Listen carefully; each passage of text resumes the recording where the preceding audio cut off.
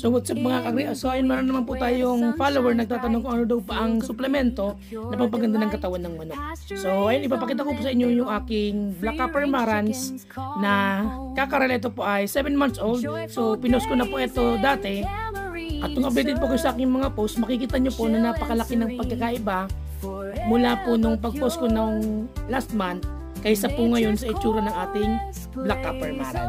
So dahil na rin po yan sa pagbibigay po natin ng El Toro Muscle Enhancer. Ito pang paganda ng mga muscle ng ating mga manok. Ito rin po ay pampabuka ng katawan nila at ito rin po ay nakakapagpaganda ng tubo ng mga pakpak nila, fat burner, energy booster, immunity booster, antioxidant at nakakapagpaganda po ng digestion dahil nga ito ay mayroong probiotics. At meron din po itong amino acids, vitamin E at L-carnitine na nakapagpapalakas po ng pagsampa at similya ng ating mga broodjacks.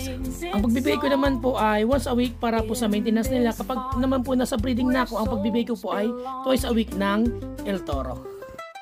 So ayun po, pa-comment naman po sa baba kung saan po nakakaabot yung ating content at kung nakakatulong ba sa inyo yung ating mga ina-upload. At syempre gusto ko rin po magpasalamat sa lahat ng sumusuporta at nag-aabang at laging nanonood po ng ating mga content. So don't forget to like, share, and subscribe po. Maraming salamat. Happy farming!